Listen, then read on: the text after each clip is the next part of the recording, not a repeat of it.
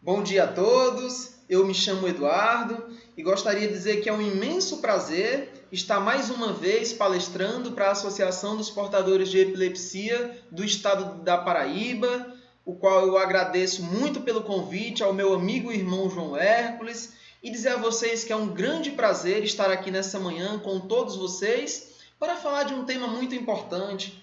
Hoje nós iremos debater um pouco sobre epilepsia, os seus aspectos clínicos, como realizar o seu diagnóstico e o seu tratamento das suas mais diversas variantes. E para começar, gostaria de dizer a vocês que a epilepsia é uma doença muito estigmatizada. Ainda hoje, no nosso meio, nós verificamos muitos casos de preconceitos, há pessoas que têm epilepsia e há pessoas que sofrem desse mal. A gente vê que são pessoas que acabam sofrendo além da sua doença, porque ainda tem que sofrer com o preconceito que está enraizado na sociedade devido a esse tipo de crise.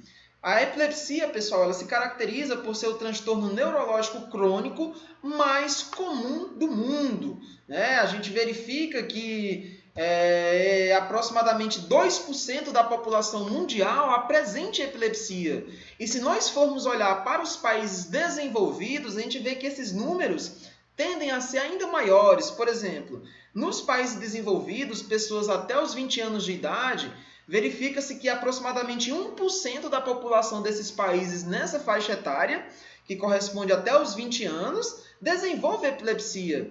E quando nós pegamos uma faixa etária mais avançada, por exemplo, até os 80 anos, estima-se que mais de 3% da população desses países possua epilepsia, ou seja, o componente idade está intimamente relacionado com a doença epilepsia. E uma coisa muito importante que eu queria que vocês entendessem nessa manhã, para mim, se vocês saírem aqui dessa manhã sabendo diferenciar crise epiléptica, convulsão e epilepsia, para mim já valeu essa manhã. Porque são 3 termos, pessoal, que inclusive muitos profissionais da saúde confundem. Muitas pessoas fazem confusão, acabam misturando os termos, tá? E é muito importante que vocês entendam a diferença entre cada uma delas. Primeiramente, crise epiléptica.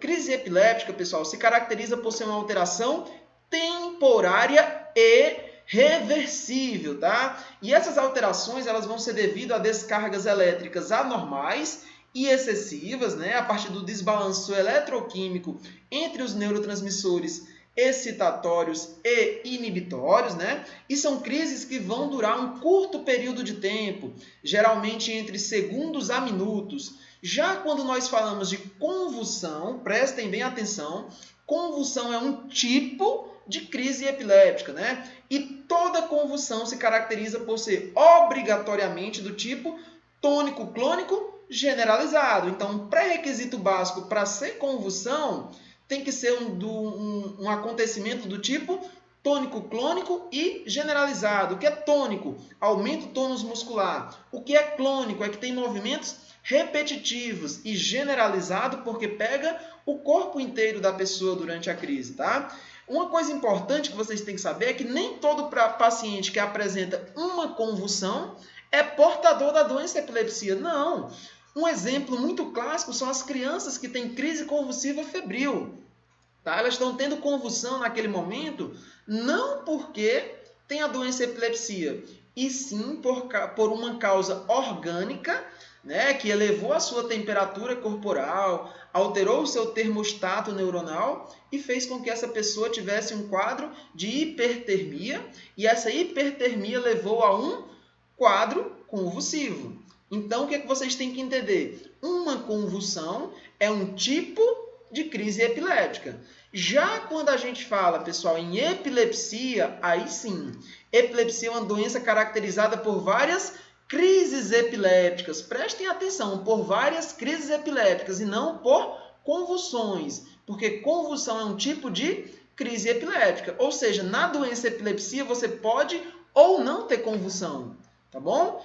E essas crises epilépticas, elas vão ser crises recorrentes, mas sem associação com fatores metabólicos, tóxicos ou febre, tá bom? Outra definição muito importante que nós temos que ter aqui durante essa palestra é o que a gente chama de status convulsivo. Como eu falei para vocês anteriormente na definição de crise epiléptica, né, são crises que vão durar pouco tempo, geralmente de segundos a minutos, né? No geral, são crises que não passam de 2 a 3 minutos. Já o status convulsivo, pessoal, não. Por definição, os status convulsivos são aqueles quadros em que nós temos crises convulsivas contínuas, tá? Que a gente chama de subentrantes, e que duram entre 20 e 30 minutos cada crise. Isso é o status convulsivo. Outra definição de status convulsivos é quando a gente tem pelo menos 3 crises epilépticas em 1 hora, tá bom? Ou crises com mais de 5 minutos de duração, por definição, né? A gente já pode colocar também como status convulsivo. Outra coisa importante, pessoal, é o status não convulsivo. Como a gente viu no status convulsivo, a gente tinha as crises convulsivas. Aqui a gente não tem crises convulsivas, tá? São crises parciais complexas, crises de ausência. E o que se verifica é que nesse status não convulsivo, o paciente não vai ter recuperação da consciência entre essas crises, né? Justamente porque a gente teve um acometimento do sistema reticular ativador ascendente. E como é que se dá, Eduardo, essa fisiopatologia da epilepsia? Vou começar explicando para vocês um pouco sobre a fisiologia normal. Por exemplo, eu quero mexer o meu dedo polegar. Como é que eu faço para mexer o meu dedo polegar? Primeiro eu envio essa informação para o meu córtex motor, né, na minha área frontal, que é a área que vai ser responsável pelos meus movimentos. Lá no meu córtex motor, eu vou ter o que a gente chama de primeiro neurônio motor. E é esse primeiro neurônio motor que vai enviar essa minha informação que eu quero me movimentar para um segundo neurônio motor, né? Esse segundo neurônio motor que vai estar localizado lá na minha medula, tá? E o que acontece? Esse segundo neurônio motor, ele vai fazer o quê? A transmissão dessas informações através de fibras nervosas até o meu sistema muscular. Chegando no meu sistema muscular, através da junção neuromuscular, vai ter várias descargas elétricas que vão fazer com que eu tenha o meu movimento e com que eu consiga movimentar o meu polegar, tá bom? Isso é o normal, né? A gente vê que na nossa fenda sináptica, a gente vai ter a liberação de várias substâncias, vários neurotransmissores, várias partículas iônicas, né, como por exemplo cálcio, sódio, que vão propiciar a minha movimentação. Mas e como é que ocorre a epilepsia? A epilepsia, pessoal, vai ser justamente nessa descarga de neurotransmissores que eu acabei de falar para vocês. No nosso organismo, geralmente, a gente tem neurotransmissores do tipo excitatório e neurotransmissores do tipo inibitório. O principal neurotransmissor excitatório do nosso organismo é o glutamato, tá? E o principal neurotransmissor inibitório do nosso organismo é o GABA, que é o ácido gama-aminobutírico. Da forma que vocês estão agora, da forma que eu estou palestrando, vocês assistindo essa palestra, tudo nos conforme, significa que o nosso sistema neuronal está equilibrado eletricamente. Ou seja, a quantidade de neurotransmissores excitatórios nesse momento em vocês e em mim é igual à quantidade de neurotransmissores inibitórios. Isso é o que a gente chama de equilíbrio eletroquímico neuronal. É o equilíbrio entre a quantidade de neurotransmissores excitatórios e inibitórios. Na epilepsia, pessoal, vai se caracterizar por uma fisiopatologia em que nós vamos ter justamente um desbalanço desse equilíbrio eletroquímico. Vai acontecer uma das duas coisas. Ou a quantidade de neurotransmissores excitatórios está sendo liberada em grande quantidade, ou a quantidade de neurotransmissores inibitórios está sendo liberado de menos. Uma das duas coisas vai acontecer. E quando um desses dois fenômenos acontece, nós vamos ter o que nós chamamos de desbalanço eletroquímico neuronal. E é justamente esse desbalanço eletroquímico neuronal que vai propiciar ao paciente um quadro de epilepsia ou de uma crise epiléptica. Então, essa é a fisiopatologia da doença que nós conhecemos como epilepsia. E a epilepsia, pessoal, quanto a sua etiologia, a gente tem as causas primárias e a gente tem também as causas que a gente chama de causas secundárias, tá? O que seria uma causa primária de epilepsia? É aquela epilepsia que você investiga, faz todo o protocolo terapêutico e diagnóstico e não consegue encontrar uma causa orgânica, ou seja, eu não sei por que esse paciente tem epilepsia, né? Eu não consigo identificar a causa. A maioria dessas causas primárias elas vão surgir na infância e elas tendem a desaparecer na vida adulta, como é o quadro de ausência infantil, né, que a gente tem nas crianças, uma causa muito clássica na primeira infância. E a gente tem também as causas secundárias. As causas secundárias são aquelas em que você tem o paciente apresentando 2 ou mais crises epilépticas, tá bom? Associada a alterações tóxico-metabólicas e também pode vir associada a quadros de abstinência, pode ser abstinência de droga, abstinência alcoólica, tá? Ou então associada a alguma neuropatia, alguma doença de base do sistema nervoso central.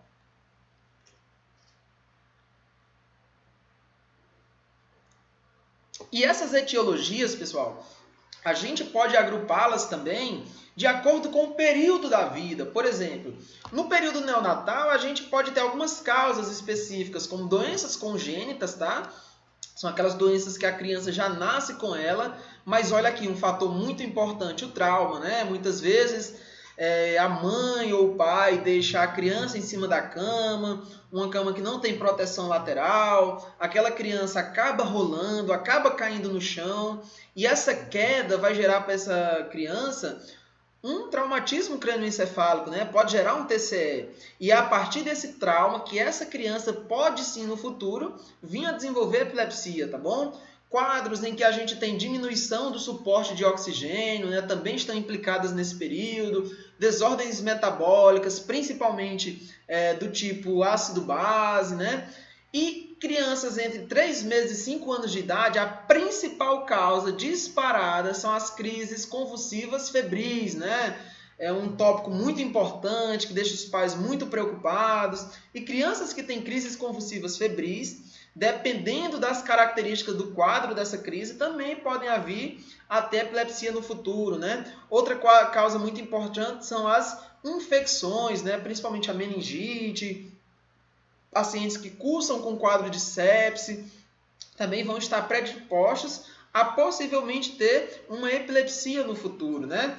Quando a gente verifica já crianças entre 5 anos e 12 anos de idade, a principal causa são as causas genéticas. E o importante a citar para vocês, pessoal, é que até essa faixa etária de 12 anos, geralmente, a gente não solicita exames, porque a partir da clínica desse paciente, já dá para a gente fechar um diagnóstico, tá? Agora, a partir da faixa etária dos adultos jovens, idosos, né? Aí sim a gente começa a fazer a solicitação de exames.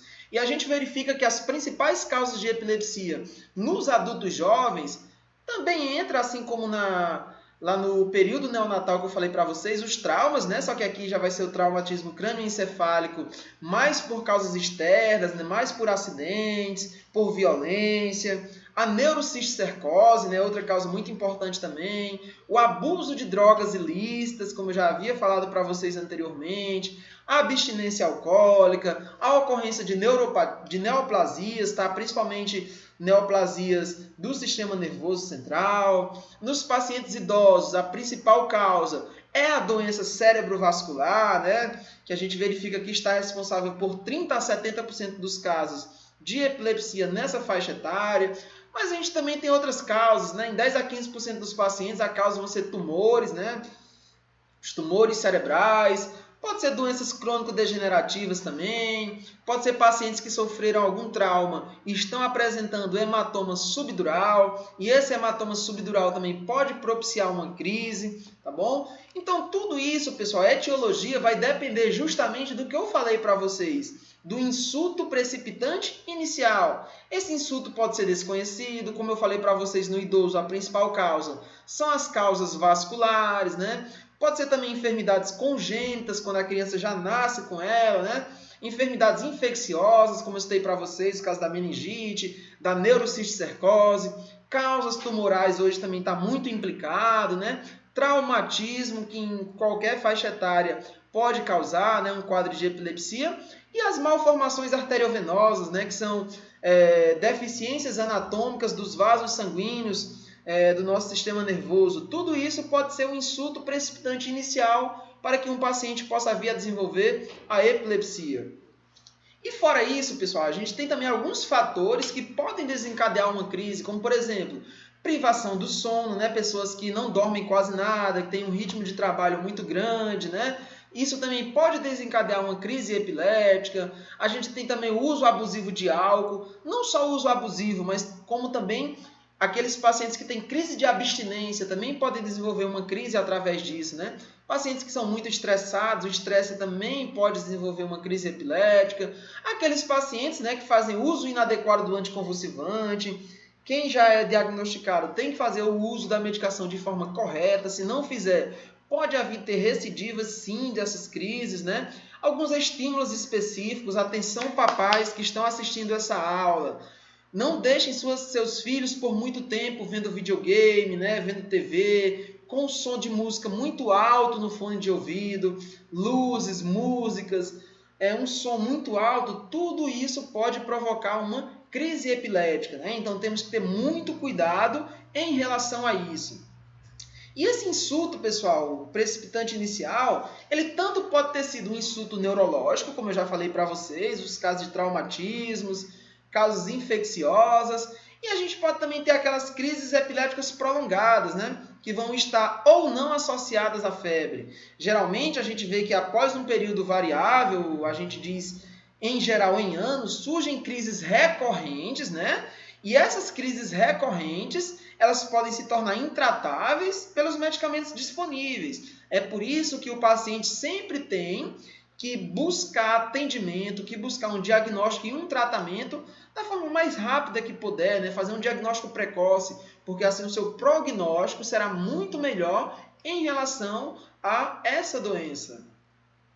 E aí, pessoal, a gente entra num ponto muito importante, que é a classificação das crises epilépticas. A gente tem as crises epilépticas parciais e a gente tem as crises epilépticas generalizadas. Então, vamos começar pelas crises epilépticas parciais. O que é uma crise parcial? É aquela crise que está restrita a apenas uma área do cérebro. Por exemplo, essa crise aqui está restrita ao hemisfério direito, né? E o que acontece? Qual é que vai ser a sintomatologia desses pacientes? A sintomatologia vai depender da área acometida. Por exemplo, se for um paciente que tenha um acometimento de área occipital, provavelmente esse paciente vai ter algum problema visual, né? A gente sabe que o nosso lobo occipital é o lobo da nossa visão. Se for um paciente que tem acometimento do lobo frontal, a gente pode ter problemas motores. Um caso muito interessante que eu quero trazer aqui para vocês é aqueles pacientes que têm acometimento do lobo temporal, né? O lobo temporal, que é um dos lobos, que é o lobo responsável, dentre outras funções, pela nossa sexualidade. Recentemente a gente atendeu um paciente no nosso consultório de pediatria, onde a mãe falava que o seu filho, né, de apenas 6 anos de idade, tinha movimentos sexuais com uma cadeira. Só que ela via que aqueles movimentos sexuais não era por querer, não era porque o paciente estava com a libido lá em cima e queria fazer sexo a qualquer custo, até com uma cadeira. Não, é porque aquele paciente estava tendo alguma disfunção orgânica.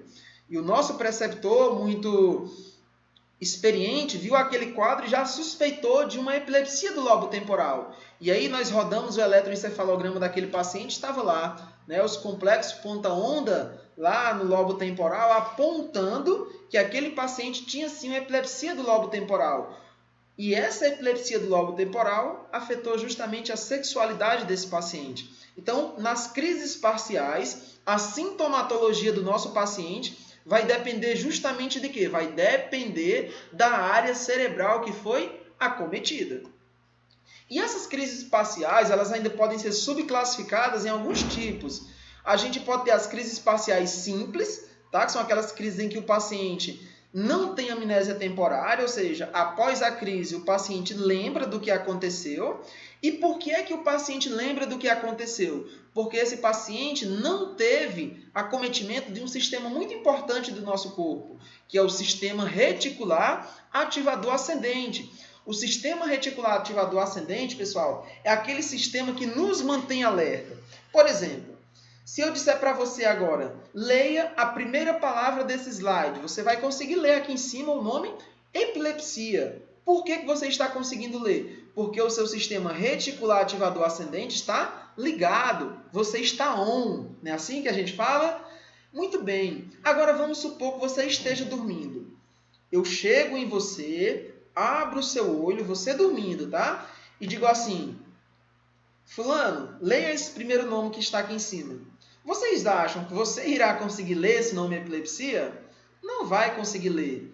Nossa, eu não consegui ler, eu estou cego? Não, calma, você não está cego. O que foi que aconteceu? Sua visão está funcionando perfeitamente. Mas por que você não consegue ler enquanto você está dormindo? Porque o seu sistema reticular ativador ascendente está o quê?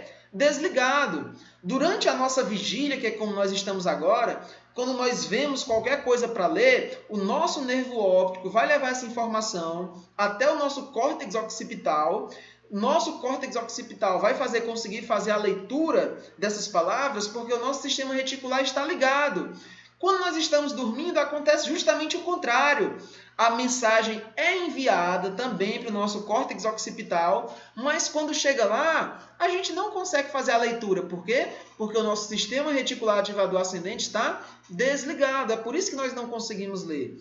Então, nessa crise parcial simples, nós não temos acometimento de quê? Do sistema reticular ativador ascendente. Ou seja, graças a isso, a gente não tem alteração de quê? Do nível de consciência.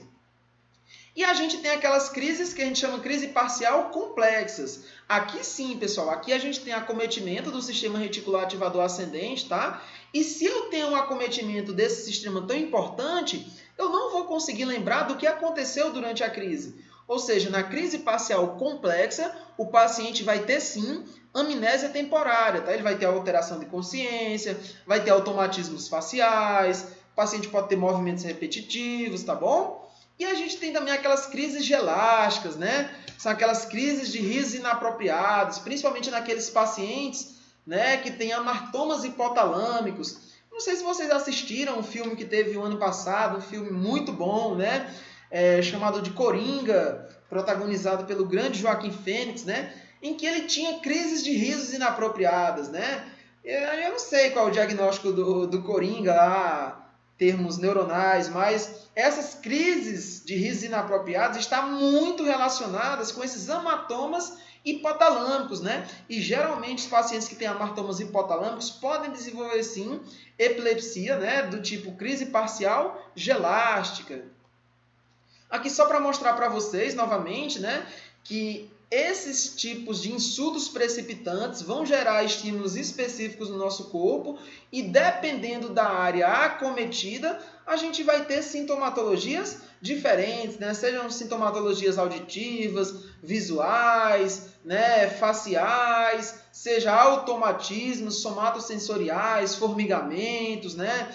Paralisação de um lado, tudo isso vai depender de quê? Da área acometida do sistema nervoso desse paciente, né? Assim, da mesma forma como eu falei para vocês, né? Nas crises parciais complexas, o paciente também vai ter esses mesmos quadros, também dependendo de qual área do seu corpo, né? Do seu cérebro, desculpa, vai estar sendo acometida. E como eu falei para vocês, a gente tem a crise parcial, que é o que eu acabei de falar para vocês, né? E a crise parcial é subdividida em parcial simples, parcial complexa e gelástica. E eu falei para vocês que na crise parcial a gente tem o que? Acometimento de apenas um hemisfério cerebral. Aqui não, pessoal. Na crise generalizada, a gente atinge os dois hemisférios cerebrais. Tanto o hemisfério direito como o hemisfério esquerdo. E além de atingir os dois hemisférios cerebrais, eu ainda tenho acometimento de quem? Do sistema reticular ativador ascendente. Ou seja, a crise generalizada vai gerar o quê? Uma alteração com amnésia temporária. O paciente não vai conseguir lembrar do que aconteceu. É isso? E aí, pessoal, a gente tem vários exemplos de crises generalizadas. A gente vai ter aquelas crises atônicas, são aquelas crises em que o paciente perde totalmente o seu tônus muscular, ele fica desfalecido, tá? A gente vai ter as crises tônicas, são aquelas crises que têm aumento do tônus muscular. A gente vai ter as crises clônicas. O que é um clone de Eduardo? É outro Eduardo. Então, crises clônicas são aquelas crises que têm movimentos iguais, movimentos idênticos, movimentos repetitivos, tá bom? E a gente tem também, pessoal, as crises mioclônicas, tá? Essas crises mioclônicas, pessoal, elas vão se caracterizar principalmente naqueles pacientes que estão à noite dormindo e têm automatismos, movimentos do nada, tá? Isso é o que a gente chama de crise mioclônica. E a gente tem também a crise de ausência, tá?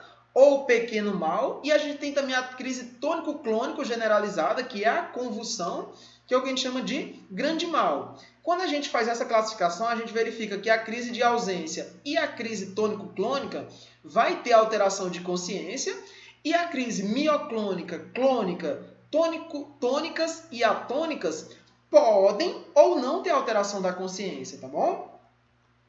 Aqui só para exemplificar para vocês, um paciente estava fazendo sua leitura e de repente tem uma crise convulsiva, tem uma crise não convulsiva do tipo de ausência, né, o que a gente chama de crise de ausência, e aqui um paciente que tem uma crise convulsiva de fato, ó, com movimentos tônicos clônicos, movimentos generalizados, com aumento do tônus muscular, com movimentos repetitivos, tá bom? Aqui, ó, mostrando mais uma vez a crise tônico-clônico generalizada, né? Aqui o paciente antes da crise, no início da crise, né? Aqui o paciente no meio da crise, olha como a gente modificou o eletroencefalograma dele. E aqui o paciente num período que a gente chama de período pós-ictal, ou seja, após a crise. O eletroencefalograma dele já vai ficar mais na linha de base.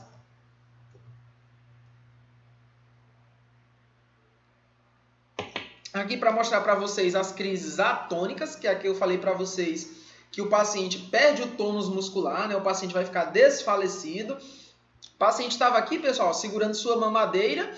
Do nada ele começou a perder a sua força muscular, soltou a mamadeira e foi caindo. Isso é muito perigoso, porque esses pacientes, dependendo de onde eles estão, poderão sofrer até algum trauma, né? Aqui a crise mioclônica, como eu falei para vocês, né? O paciente estava dormindo e de repente ele começa a ter alguns automatismos, alguns movimentos do nada, tá bom? Essa é a crise mioclônica. E como eu já falei para vocês, a gente tem um estado de mal epilético, né? Aquelas convulsões prolongadas que duram por mais de 20 a 30 minutos, ou aqueles pacientes que têm 3 ou mais convulsões em 1 hora, tá bom? Por que eu estou falando para vocês de estado de mal epiléptico? Porque vocês têm que entender que uma crise epiléptica comum ela vai durar pouco tempo, né? 1, 2, no máximo 3 minutos. E quando a gente tem esses intervalos prolongados, aí sim, aí a gente já fala em estado de mal epiléptico. E quando a gente fala em epilepsia, pessoal, tem muitos pontos sociais a serem considerados. Epilepsia tem um risco de morte muito grande. Imagina só, você no trânsito e tem uma crise epiléptica. Isso pode gerar um acidente horrível, não é isso? Na escola, principalmente aquelas crianças que sofrem de crises de ausência. Imaginem como é o aprendizado dessas crianças. Essas crianças que têm crise de ausência, elas chegam a ter até 200 crises por dia. Imagina como esse aprendizado não fica comprometido, né? No esporte também não precisa nem falar, né? A criança está jogando bola ou praticando qualquer outro esporte, tem uma crise convulsiva, né? No trabalho também muitas pessoas perdem emprego justamente por um quadro de epilepsia. A gente sabe que isso na lei não pode acontecer, mas infelizmente a gente tem essas situações no nosso dia a dia. E como é que eu faço esse diagnóstico? Você já me ensinou o que é uma epilepsia, já me ensinou a classificar, mas agora eu quero saber como é que eu diagnostico uma epilepsia. Primeiro de tudo, pessoal, para qualquer doença, o que é que você inicia? Anamnese e exame físico. O que é a anamnese? A anamnese nada mais é do que uma entrevista, é aquele momento em que você vai colher informações tanto do paciente como também dos familiares ou acompanhante. Por quê? Porque muitas crises o paciente não lembra o que aconteceu, como eu falei para vocês, né? Principalmente quando ele tem acometimento do sistema reticular ativador ascendente. Então, nesses casos, a ajuda dos familiares, falando como foram as crises, é de extrema importância. E uma coisa muito importante, pessoal, é que até 30% dos casos são apenas pseudocrises. A pessoa acha que teve uma crise epiléptica, quando na realidade ela não teve, né? Isso acontece muito devido a fatores psicológicos, fatores emocionais, fatores afetivos, né? É um quadro muito mais frequente em mulheres. Depois que eu faço uma anamnese bem feita, abordando todos os pontos em relação a essas crises, que eu faço o exame físico desse paciente, o próximo passo será ter os exames complementares, né? E aí a gente tem vários, pessoal. A gente tem o eletroencefalograma, né? Em que 90% dos pacientes que têm epilepsia vão apresentar um traçado anormal, ou seja, é um exame muito bom no diagnóstico da epilepsia, né? Só que o eletroencefalograma ele tem algumas limitações, porque a gente tem que realizar esse exame muitas e muitas vezes. Por quê? Se eu realizar esse eletroencefalograma no momento em que o paciente não está tendo uma crise, tá? Que ele não está tendo um desbalanço eletroquímico, esse eletroencefalograma vai vir normal, dando para a gente um resultado falso negativo. Ou seja, ele não vai conseguir pegar o paciente no momento da crise, ele vai dar normal, né? É por isso que a gente tem que fazer esse eletroencefalograma várias vezes, tanto no sono como na vigília, fazer algumas técnicas estimulativas, como, por exemplo, aumentar o estímulo à luz, a ventilação, privar o paciente do sono, né? Às vezes vai ser um exame desconfortável por causa disso. Aqui mostrando para vocês, ó, ondas epileptiformes, né? Você vê que todos os canais desse eletroencefalograma, o paciente vai ter ondas epilépticas, ó. Aqui ondas normais e aqui, ó, o paciente no momento da sua crise apresentando essas ondas epileptiformes, que é o que vai caracterizar a epilepsia. Só que aí, pessoal, como eu falei para vocês, o eletroencefalograma a gente teria que estar realizando ele várias vezes para pegar o paciente no momento da crise, né?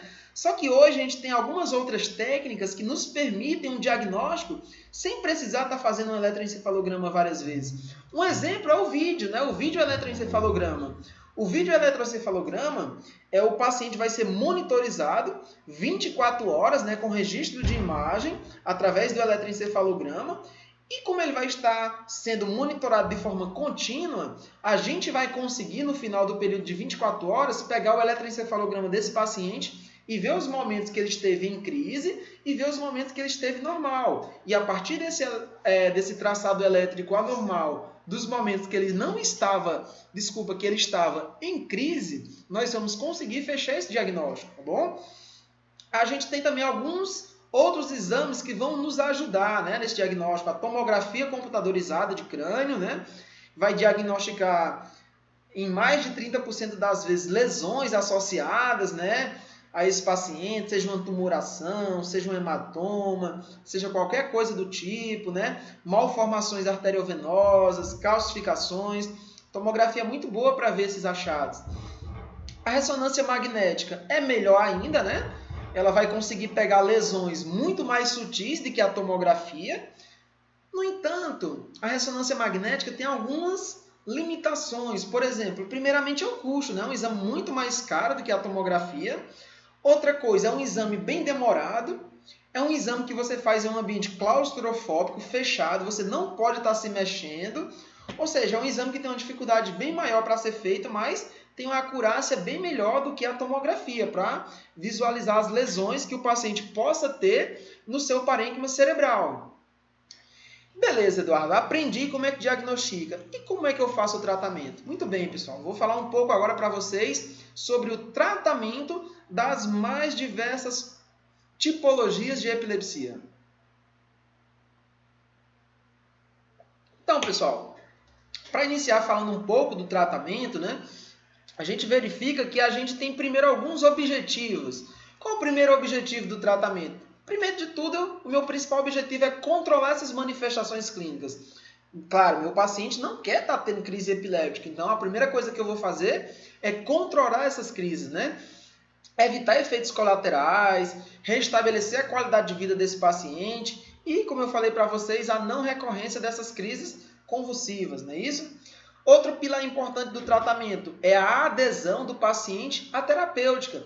Não adianta nada eu passar a medicação correta, explicar tudo direitinho para o paciente e ele não aderir. Temos que fazer o máximo, conversar com a família para que esse paciente possa tomar as medicações de forma correta, né? E na terapêutica da epilepsia, pessoal, a gente tem alguns princípios. O primeiro de todos, monoterapia. Sempre começar com apenas uma droga. Se eu não tiver o controle utilizando apenas uma droga, eu posso aumentar a dose dessa droga. Se isso não resolver, colocando em dose máxima, eu posso associar uma segunda droga, né? e a partir disso eu vou fazendo o escalonamento desse meu tratamento, mas sempre começar por uma monoterapia, né? Outra coisa, iniciar com baixa dose e aumentar gradativamente, é o que eu acabei de falar para vocês também. E outra, quando o paciente estiver com melhoras, tiver critérios para retirada da medicação, jamais interromper abruptamente, né? Que um paciente que está estabilizado eletricamente, do nada você tira as medicações, ele vai ter um desequilíbrio eletroquímico. Então, temos que interromper de forma gradativa e segura, fazendo o desmame dessas medicações.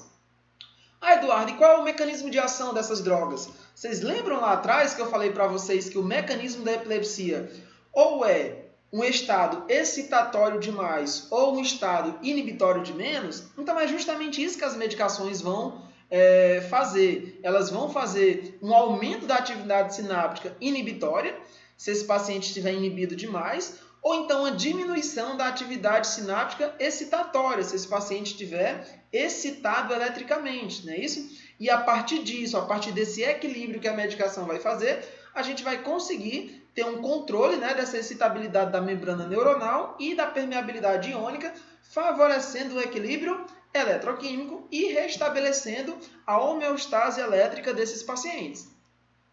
A gente verifica, pessoal, que geralmente uma droga controla 60% a 65% dos casos, né? Duas drogas têm 15% de controle, mas quando eu associo uma com duas drogas, a gente vai levar esse controle a cerca de 80% dos casos, né? 3 drogas já são casos que não resolvem com 2 drogas, mas a gente pode ir associando várias drogas dependendo do controle desse paciente, tá bom? Como é que se dá o tratamento crônico da epilepsia? Se for uma crise focal com consciência, eu posso utilizar o valproato. Se for uma crise focal sem consciência, a droga de escolha vai ser a carbamazepina, mas eu também posso utilizar o valproato, tá bom? E se for uma crise tônico-clônica generalizada, eu posso utilizar o valproato também. Ou seja, o valproato posso utilizar em qualquer situação, tá? Então vamos falar aqui, pessoal, agora do tratamento específico de cada tipo de epilepsia. O primeiro tipo importante que nós temos é o que a gente chama de crise de ausência, né? Que falei para vocês, a ausência infantil é mais comum naqueles pacientes que têm de 5 a 8 anos de idade, né? E o paciente vai ter a perda total da consciência. Como eu falei para vocês, são crises curtas, né? Em geral não passa de 20 segundos, são crises de 5 a 25 segundos. E pasmem, como eu já falei para vocês também, o paciente pode ter até 200 crises por dia, tá? Ou seja, o paciente vai ter um prejuízo na sua aprendizagem se ele estiver na escola muito grande, né? No seu trabalho, nas suas funções cotidianas. O paciente vai voltar orientado, tá? E como é que eu faço o diagnóstico dessa condição? A mãezinha traz o seu filho, né? Falando dessas crises de ausência, mas eu tenho que documentar isso, né? Através do eletroencefalograma.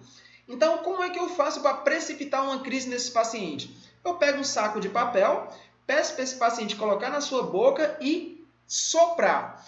Quando esse paciente sopra, o vento não consegue sair daquele meio, porque vai ficar um meio fechado, ou seja, esse paciente vai entrar num quadro de hiperventilação. E a hiperventilação vai propiciar uma crise de ausência nesse paciente. Eu faço o eletroencefalograma e vou ver lá o traçado anormal. Essa é uma das formas de a gente dar o diagnóstico, né? Onde a gente vai ver a partir do eletroencefalograma os complexos ponta-onda de 3 Hz, né? Que significam justamente a ausência infantil. E o tratamento dessa condição a gente pode fazer com etoxuximida ou então o valproato, se for algumas crises mais generalizadas, tá bom? A gente tem também a epilepsia rolândica, né? Que é aquela epilepsia geralmente que acontece entre os 3 e 13 anos de idade. Também é conhecida como epilepsia benigna da infância, né? Geralmente o paciente tem uma história familiar positiva. O público mais acometido são meninos, tá? Dos 2 aos 14 anos, só que a gente vê um pico de 7 a 10 anos de idade. A fisiopatologia, pessoal, vai se caracterizar por ser uma alteração geralmente cortical e, graças a Deus, reversível, tá? E de acordo com que o sistema neuronal desse paciente vai evoluindo, vai se maturando, essa epilepsia tende a desaparecer. A clínica desse paciente vai ser uma clínica de uma crise parcial simples, como eu já mostrei para vocês anteriormente. O paciente vai ter automatismos motores, pode ter percas sensitivas, né? Geralmente vai durar por 1 a 2 minutos, pode acometer língua, lábios, faringe, né, as bochechas, o paciente pode ter movimentos motores de significados indeterminados, tá bom? No eletroencefalograma, o que é que a gente vai ver para dar o diagnóstico? A gente vai ver complexos ponta-ondas, tá? Centrotemporais, e esses complexos ponta-onda que estão na região centrotemporal, a gente chama essa região centrotemporal de área rolândica. É por isso que a gente chama de epilepsia rolândica, tá bom? E o tratamento? Eu vou tratar esses pacientes? A princípio, não. O paciente teve uma crise, eu vi que é uma epilepsia rolândica, eu não faço tratamento. Por que, Eduardo, eu não vou fazer o tratamento desse paciente? Porque, como eu acabei de falar para vocês, esses pacientes tendem a maturar o seu sistema nervoso central e isso faz com que ele não tenha nunca mais essas crises. Agora, se o paciente tiver uma segunda crise de epilepsia rolândica, aí sim, a partir da segunda crise eu estou autorizado a iniciar o tratamento, mas na primeira crise não. Então, a partir da segunda crise, eu posso fazer o tratamento desses pacientes, tá? A gente trata com carbamazepina e como eu falei para vocês, poucos têm a segunda crise, apenas 25% dos pacientes vão ter uma nova crise, tá bom? Até os 14, 16 anos, geralmente a doença remite, o paciente não vai ter essa crise mais, porque o seu sistema nervoso já está bem maturado, tá? E se esse paciente começou a tratar com a carbamazepina após a segunda crise e durante esse tratamento passou 5 anos sem ter crises, aí eu já estou autorizado a retirar o anticonvulsivante. E a gente tem também, pessoal, a epilepsia do lobo temporal, né? A principal tipo de epilepsia em pacientes adultos, né? É uma clínica, o paciente ele vai ter uma crise parcial complexa, recorrente, né? Vai ter parada do comportamento, aqueles pacientes que têm um olhar fixo, né? Pacientes que têm automatismos, crises convulsivas também estão presentes na epilepsia do lobo temporal, né? E a gente pode lançar mão, pessoal, de alguns exames de imagem, tá? Para fazer o diagnóstico também dessa condição, além do eletroencefalograma, né? A gente vê aqui, ó, nesse corte coronal de uma ressonância magnética, a gente vê aqui essa lesão esbranquiçada, né? Uma lesão que a gente chama lesão hiperintensa, né? Na ressonância magnética. E essa lesão hiperintensa, pessoal, que vai caracterizar nesse caso aqui o que a gente chama de esclerose mesial temporal, ó, que está no lobo temporal, aqui no lado esquerdo desse paciente, tá bom?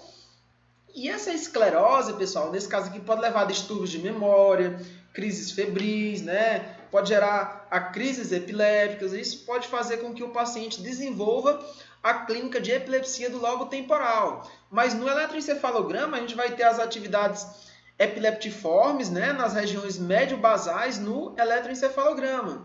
E o tratamento desses pacientes, pessoal, com epilepsia do lobo temporal? Eu posso utilizar a carbamazepina, posso utilizar a fenitoína, posso utilizar o valproato, sempre iniciar com apenas uma medicação. Se o paciente não responder, eu posso aumentar a dose, depois posso adicionar uma segunda, terceira ou quarta droga, tá bom? No entanto, se eu deixar todas as medicações em dose máxima, fazer todas as associações possíveis e permitidas, e mesmo assim esse paciente não melhorar, só nos resta uma opção, fazer o que? A cirurgia de epilepsia. Ou seja, pessoal, cirurgia de epilepsia não é para todo mundo. Cirurgia de epilepsia são para aqueles pacientes que são refratários ao tratamento medicamentoso.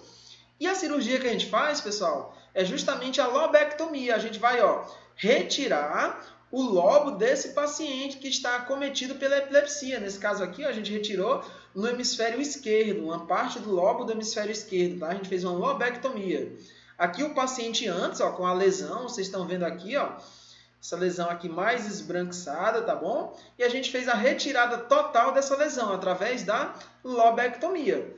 O paciente, graças a Deus, evoluiu sem crises e teve a sua cura através do processo cirúrgico, tá? Lobectomia.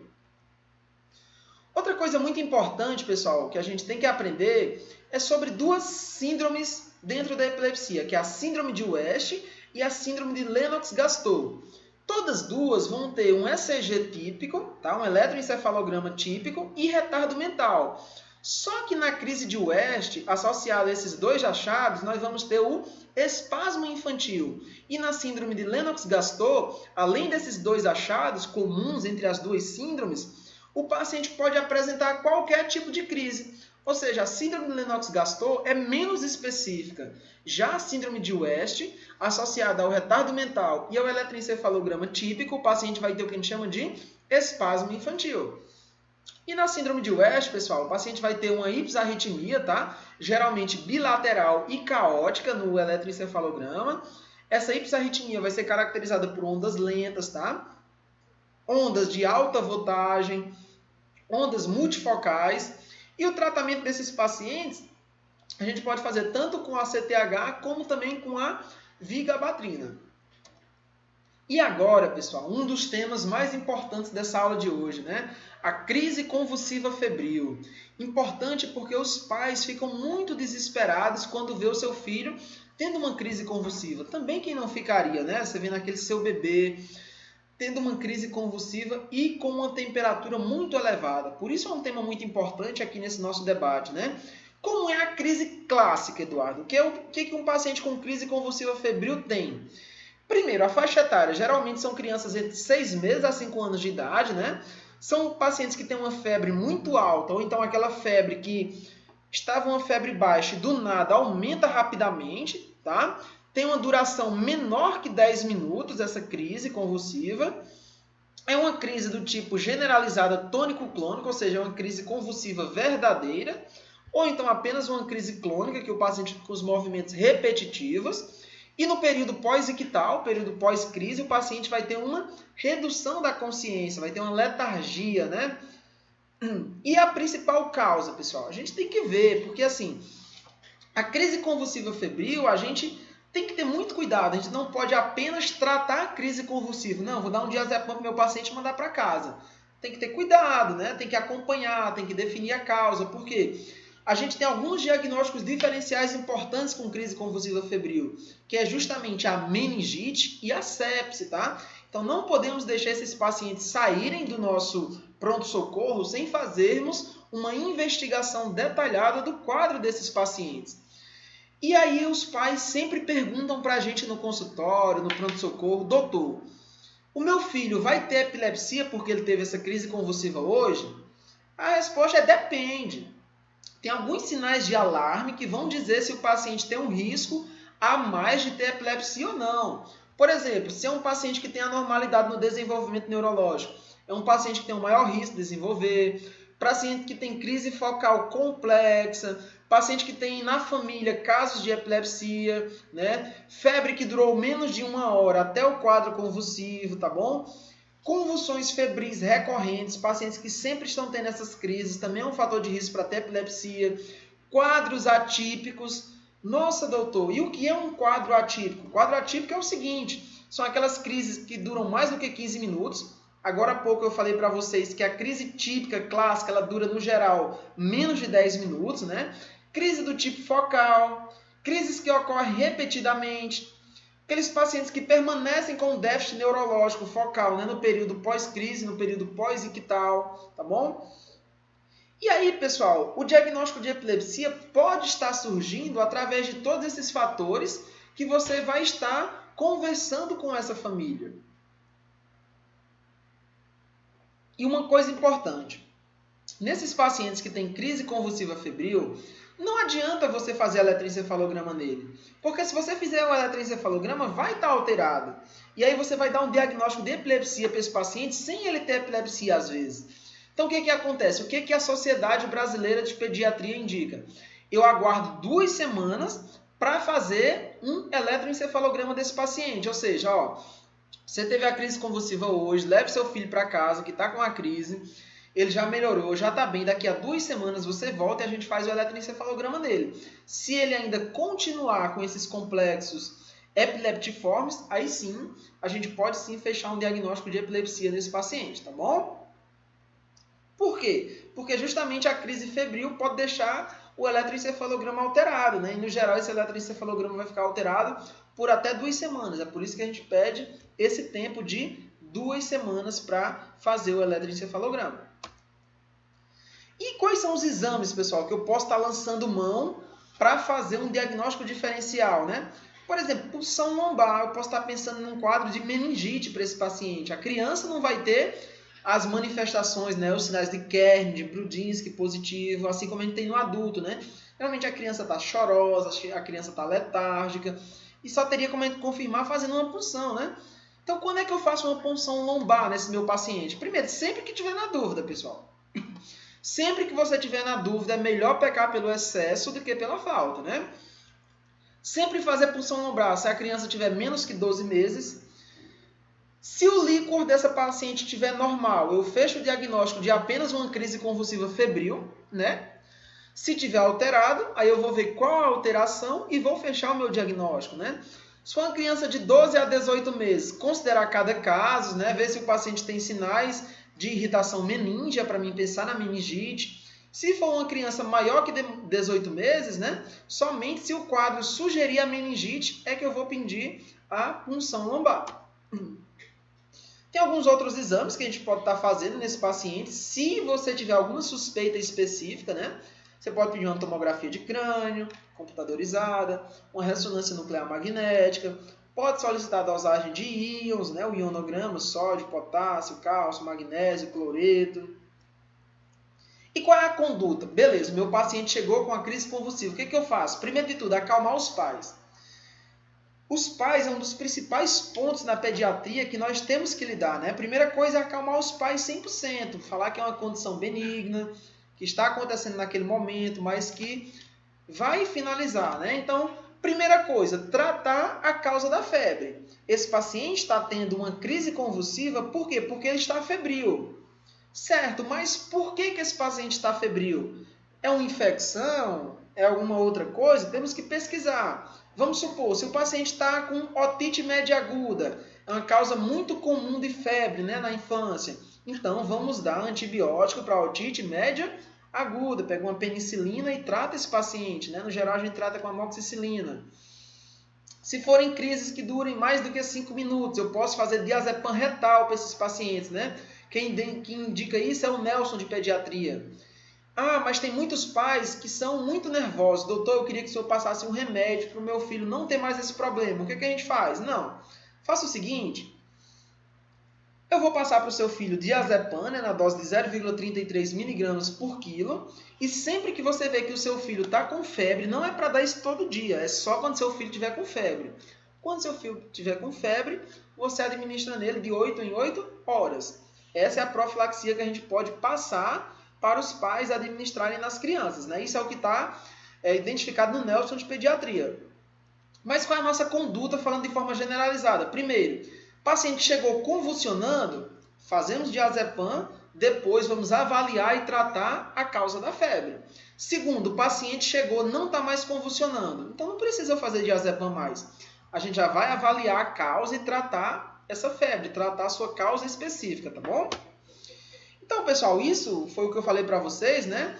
Essas crises convulsivas febris são de extrema importância na nossa sociedade, né? E agora falando do estado de mal epiléptico, como é que eu faço o seu tratamento, né?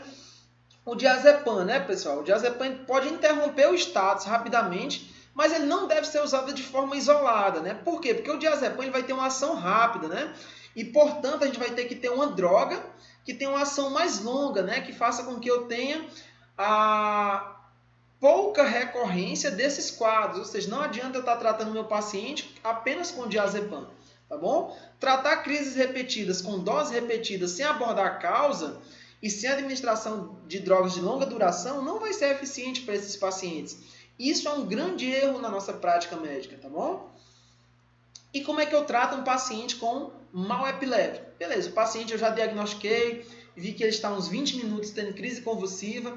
Então, primeiro de tudo, a gente tem que dar um aporte calórico para esse paciente, fazer glicose, fazer tiamina, né, vitamina B1. O correto, no protocolo ideal, seria fazer o lorazepam intravenoso.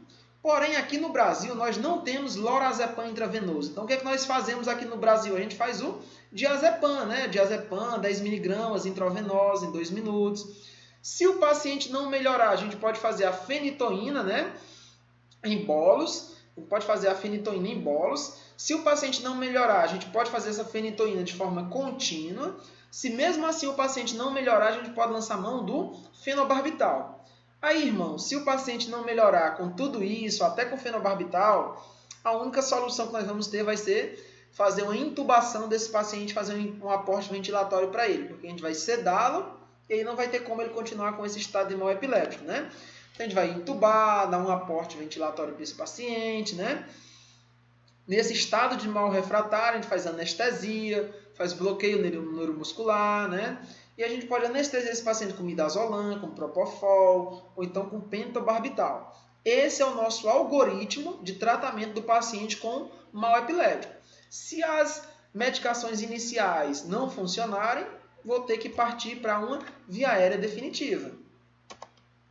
Aqui mostrando para vocês, né, o nosso trabalho na clínica, no pronto-socorro desse paciente, né? Ó, vocês veem que ele está monitorizado, tanto com eletroencefalograma como com eletrocardiograma, acesso venoso, né, para a gente administrar as drogas, monitorização de sinais vitais, tá bom? Tudo isso é de extrema importância, pessoal, na conduta e terapêutica desse paciente.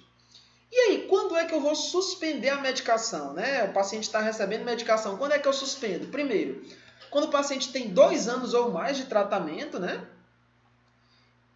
E quando esse paciente não tem recidiva, né? Quando eu suspendo essa droga, que o paciente não está tendo mais crise, eu posso, após 2 anos ou mais, retirar a medicação. E quais são os riscos para recidiva, pessoal? Aqueles pacientes que têm um exame neurológico anormal, pacientes que têm deficiência mental, que o número de crises antes do tratamento era muito alto, tem um fator de recidiva muito grande, pacientes que mesmo com o tratamento ainda continuam com anormalidades no eletroencefalograma. E para finalizar, pessoal, vamos ver aqui agora a mulher com epilepsia, porque a mulher é totalmente diferenciada em qualquer tratamento que a gente vai fazer, né? Mulher que está com epilepsia, a gente verifica que as drogas antiepilépticas, elas têm reação cruzada com a pílula anticoncepcional, ou seja, se eu administrar para o paciente ao mesmo tempo uma pílula anticoncepcional e uma droga antiepiléptica, das duas, umas. Ou a paciente engravida porque o antiepiléptico está agindo, ou o paciente fica tendo crise convulsiva e não engravida porque o anticoncepcional está agindo. Tá? Ou seja, uma droga anula o efeito da outra. Então, nunca usar droga antiepiléptica junto com pílula anticoncepcional. O que acontece, pessoal? Quais são os anticonvulsivantes que têm cruzamento com a pílula? São aqueles anticonvulsivantes que atuam, né, no citocromo P450. Carbamazepina, a oxcarbamazepina, a fenitoína, o fenobarbital, o topiramato. E o que é que pode ser usado? Eu vou deixar o meu paciente tendo crise convulsiva? Não, calma, não é assim. O valproato, tá? O valproato, que a gente verifica é que ele não cruza com a pílula anticoncepcional. Ou seja, todas aquelas outras medicações eu não posso utilizar na mulher. Qual é que vai ser minha escolha? O valproato. Por quê? Porque não cruza com a pílula. Se a paciente usar qualquer outro, não, beleza. Minha paciente não usa valproato, ela usa carbamazepina. Então, o que é que eu tenho que fazer? Eu vou deixar minha paciente com carbamazepina, porque ela está controlada com essa medicação, mas eu vou ter que escolher, pessoal, um contraceptivo que não seja oral, não pode ser oral, e que não tenha etinilestradiol. Se a paciente usar qualquer outro anticonvulsivante, não pode utilizar nenhum contraceptivo que seja oral e que tenha etinilestradiol, tá bom? Por que, pessoal, que eu não posso fazer isso? Porque os indutores do citocromo P450 3A4, eles vão utilizar a mesma enzima que o etinilestradiol usa para fazer o seu metabolismo. Ou seja, quem é que vai conseguir agir? Quem tiver em maior quantidade. Ou o anticoncepcional ou o antiepiléptico. E pacientes que têm epilepsia e que usam um desses medicamentos, tem que fazer o quê? Usar métodos sem etinilestradiol, como eu acabei de falar para vocês, né? E quais são, doutor, os métodos que não têm etinilestradiol? Primeiro, os injetáveis mensais. Eles são à base de valerato de estradiol, então pode ser utilizado. Métodos só de progestogênio também podem ser utilizados, mas tem um problema. Se for pela via oral, vão usar a mesma enzima e também diminui o efeito. Então, implante subdérmico também pode ser utilizado. Injetável trimestral também pode ser utilizado, tá bom? Ou seja, qual é a regra na paciente que tem epilepsia e que faz uso de tratamento antiepilético? Se for tomar anticoncepcional, não pode ser nenhum anticoncepcional via oral e nenhum anticoncepcional que tenha etinil estradiol. Essa é a nossa regra, tá bom? E se a paciente usar lamotrigina, doutor, como é que eu faço? Nessas pacientes que usam lamotrigina, eu não posso utilizar nada que tenha estrogênio nessas pacientes, né? No entanto, tem uma coisa boa, todos os métodos de progestogênio estão liberados, tá bom? Ou seja, eu posso utilizar a pílula que tem só progestogênio, o injetável trimestral, o implante subdérmico, todos esses são progestágenos, que podem ser utilizados junto com a lamotrigina. O ácido valproico, pessoal, como eu falei para vocês, é a única medicação que não cruza com nenhum tipo de esteroide, nem com anticoncepcional, ou seja, a escolha na mulher com epilepsia, né, vai ser quem? O ácido valproico, mas isso vai depender de qual tipo de epilepsia que ela tem. Métodos de barreira também podem ser utilizados, né, o códon masculino, o códon feminino, DIU de cobre, DIU de mirena, né, que é o DIU com levonorgestrel. Todos esses estão liberados para essas pacientes, tranquilo, a paciente pode utilizar tranquilamente e usar as suas drogas antiepilépticas independentemente do tipo. Então, o que a gente verifica? Após esse tratamento, 20 a 30% dos pacientes não obtêm um controle satisfatório, alguns têm que ir mesmo para a cirurgia, né? 70 a 80% dos casos intratáveis vão estar associados com a epilepsia do lobo temporal, e é essa epilepsia que é o tipo mais comum, né, de epilepsia na população adulta, como eu já falei para vocês, que é responsável por 40% de todos os casos de epilepsia na população. E por último, um tratamento bem recente que está sendo bastante divulgado, só que tem um inconveniente que é o preço, né, que é bem caro, é a estimulação vagal. Nesse caso ainda não é muito disponível no Brasil, pelo custo, né, não é disponível no SUS. A gente tem uma estimulação do nervo vago pela sua via aferente, tá bom? Essa estimulação ela é uma estimulação fraca e sincronizada com as ondas do eletroencefalograma. Para quem é que eu indico a estimulação vagal, né? Para pacientes que têm entre 12 e 60 anos, com crises refratárias, ou seja, você fez o tratamento medicamentoso, não deu certo, ao invés da cirurgia, você pode lançar mão da estimulação vagal. Pacientes também que têm 6 ou mais crises em um mês, por um período de 3 meses, né? E aí, pessoal, essa estimulação vagal foi visto que ela reduziu as crises em média em 33%, né? Como eu falei para vocês, a gente tem aqui a excitação direta, né, do nervo vago no pescoço, e isso pode sim reduzir essas convulsões cerebrais. Qual o problema dessa estimulação? Primeiro é o preço, e segundo é que alguns pacientes têm acometimento, né, com rouquidão, tem dor de garganta, tem tosse, tem dispneia, alguns pacientes podem ter lesão do nervo laríngeo recorrente, e tudo isso pode trazer essas sintomatologias. Mas é um método bem promissor, que pode trazer muitos benefícios para os pacientes no futuro. Pessoal, estou à disposição de vocês. Quero dizer que foi um prazer enorme estar aqui com vocês nesse evento, nesse grande congresso, um prazer imenso. E a partir de agora eu estou à disposição para tirar todas as dúvidas de vocês. Mais uma vez, muito obrigado e até a próxima.